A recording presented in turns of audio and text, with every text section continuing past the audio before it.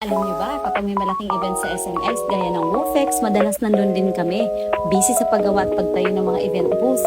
Ngayong Food Expo, kami ulit ang kinuha ng ProCrate, distributor ng iba't ibang imported coffee machines dito sa Pilipinas. Pangatlong beses na nila kaming kinuha at pangatlong project na rin namin itong booth para sa kanila.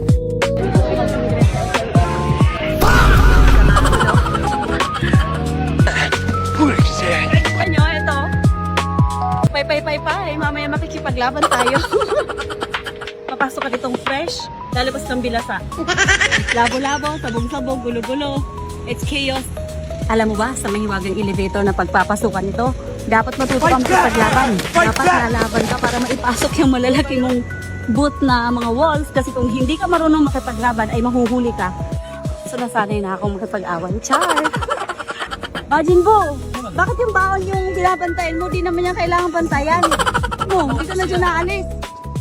Almusal pa lang. Nagsisilip na nga. Paanong ulam? Ang pinakamatinding challenge, isang 24-hour ingress lang ang ibinigay para mabuo at maitayo ang lahat. Walang tulugan, dire-diretso ang trabaho. Ang hirap talagang kumita ng pera, be. Minsan, mapapaisip ka na lang kung mag-i-illegal ka na lang eh. Charot. So, nagsisimula na kami mag-setup ng booth event. Ito na.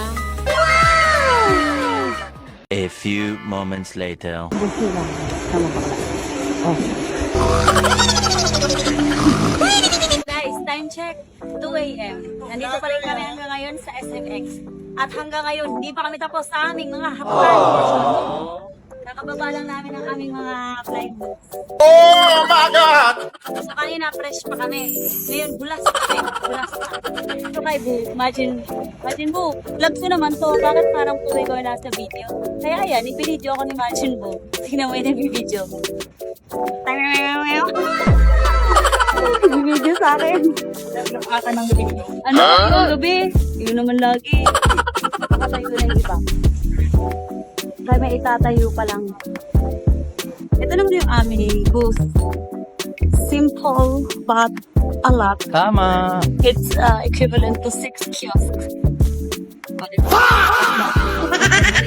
Maraming salamat sa mga nagtitiwala sa amin at mga akla, hindi ito ordinaryong booth lang. Equivalent ito sa halos 6 na kiosk. Kaya talagang top din card with at halos nag-split ang whole team. Kaya kapag may ingress, masama talaga ako sa team. Ano ang iyong may sasabi, Marimat? Dapat, mini-empower natin yung mga kababaihan. Tama! Walang pangit sa akin. Ba't di ko naman sabi na pangit ka? Sabi ko lang maganda sa'yo. Maganda ka rin. Video mo na bago mahulog. Ay, hindi niya. Meron ko pang sa taas. Huh? Third floor daw. Bukas na yan, ma'am. Walang pasok pa yun. Mas fulfilling kapag satisfied at masaya ang client dahil napagsilbihan namin sila ng maayos. Hindi ko kalaki ang post at namin sa loob ng 24 hours.